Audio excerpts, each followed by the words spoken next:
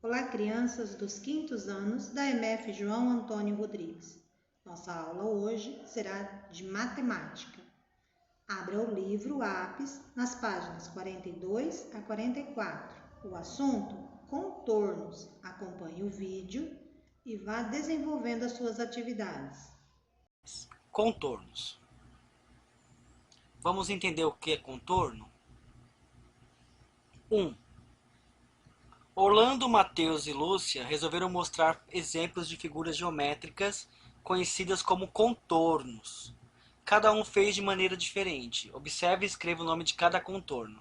Eles já foram vistos nos anos anteriores. Orlando contornou a face de uma moeda. Vejam bem aqui, ó. O Orlando resolveu contornar a face de uma moeda. E qual o contorno que ele obteve? Tá vendo? Que figura geométrica lembra esse contorno aqui? Mateus usou um pedaço de barbante. Olha só. Ele contornou um pedaço de barbante e ele obteve aqui um contorno. E Lúcia usou palitos. Tá vendo? Nós podemos perceber aqui que eles utilizaram vários objetos diferentes e conseguiram contornos diferentes. Ó. Então é só colocar aqui qual o contorno que eles conseguiram. Próximo. Pegue um sólido geométrico que tem uma face quadrada. Contorne essa face no quaderno para obter um quadrado, que é outro exemplo de contorno. Agora observe o nome e a posição de cada sólido geométrico desenhado abaixo. Escreva o nome do contorno que será obtido da face apoiada na folha de papel. Faça isso concretamente em uma folha de papel sulfite e verifique se você acertou. Bom, como a gente viu na aula anterior, aqui nós temos os sólidos geométricos, né? Então, para a gente ter um sólido geométrico, a gente tem que ter largura, comprimento e também altura e volume. Tá? Volume é essa parte de dentro do sólido, tá? Nem sempre o sólido vai ter um volume ocupado, às vezes não. Vamos pensar, por exemplo, numa caixa de sapato. Numa caixa de sapato, aquele volume de dentro ele pode estar ocupado ou não. Mas a gente sabe que uma caixa de sapato lembra um paralelepípedo, que é esse sólido geométrico mostrado aqui. A gente pode pegar, por exemplo, as pirâmides do Egito. Para se construir aquela pirâmide levou-se um bom tempo, utilizou-se um número muito grande de escravos, tá? E ela é uma das grandes maravilhas do mundo. Então aqui nós temos aqui uma pirâmide também. Então, o que vocês vão ter que fazer nessa atividade aqui, ó? Aqui eu tenho um cone, por exemplo. Você vai poder fazer um círculo com esse cone. Você vai fazer uma circunferência. E aqui, o que você vai conseguir por aqui? Vocês podem perceber que se vocês contornarem esse paralelepípedo, o que vocês vão conseguir? E essa pirâmide, se vocês contornarem ela, o que sai?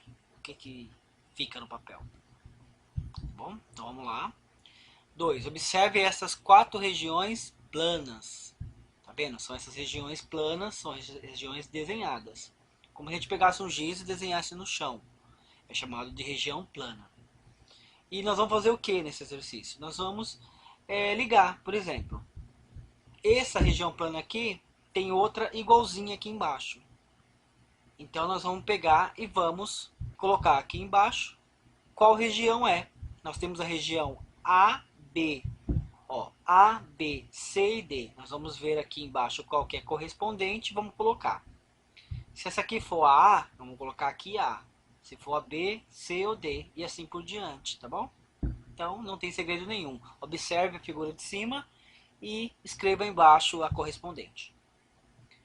3. Desenhe o contorno das regiões planas A e B nos espaços indicados. Então vamos fazer o contorno de A e contorno de B. São duas figuras, tá vendo? E aí vejam bem como é que nós vamos fazer. Tá vendo como que é essa figura aqui, ó? Primeira coisa, vamos contar a quantidade de triângulos que tem aqui dentro, ó. 1, 2, 3, 4, 5, 6, 7, 8. Então vamos fazer uma figurinha aqui do lado. Vamos fazer essa mesma figura, esse mesmo desenho aqui, ó, contornando, tá? Como se fosse uma flecha para baixo, aqui do lado. Aqui é a mesma coisa. Não se esqueçam de contar a quantidade de triângulos aqui dentro e fazer uma figura exatamente igual a essa aqui, mas aqui do nosso lado. Tá bom? 4. Na figura ao lado estão desenhados dois contornos, tá vendo? esse e esse contorno. Um verde e um preto. Dizemos que o ponto P é comum aos dois contornos. Ó, tá vendo esse ponto P aqui? Ele é comum tanto a esse contorno quanto a esse outro contorno, pois pertencem a eles ao mesmo tempo. Considerem na figura os pontos A, B, P, R, S e responda. Então vamos ver esses pontos aqui, ó. Todos esses pontos. O que será que tem em comum essas duas figuras? Vamos lá, ó. A. Além do ponto P, qual outro ponto da figura é comum aos dois contornos?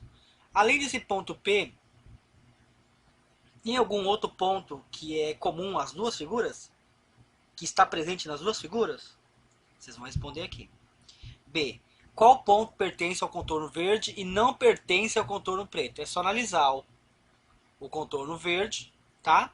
E ver qual ponto que pertence ao contorno verde que não está no preto, que não é comum aos dois. E C. O ponto S pertence a qual dos dois contornos?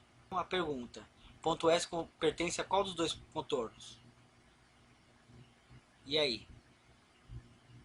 Observem bem e respondam. 5. Regiões planas, contornos e sinais de trânsito. Aqui nós temos algumas placas de trânsito, né?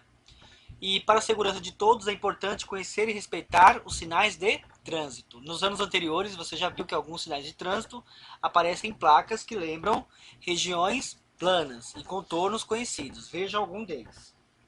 Então nós temos aqui algumas placas, né? Nós temos pare, siga em frente, bifurcação à direita, estacione, altura máxima de 3,20 metros, lombada logo à frente, estreitamento de pista, proibido ultrapassagem, enfim, nós temos várias placas aqui e nós vamos completar esses quadros abaixo. E aí, como nós vamos completar? Ó, nós temos a placa A, octógono, que significa parada obrigatória. Olha só, complete o quadro abaixo. Para cada placa você vai escrever o nome do contorno que ela lembra e o significado dela de acordo com o Código de Trânsito Brasileiro, como na primeira linha. Professor, eu não sei que placa é essa, né? Não tô lembrado aqui, nunca vi na minha vida. E aí, como é que eu faço para saber que placa é essa? Gente, vocês têm aí a internet, vocês podem entrar e pesquisar tranquilamente.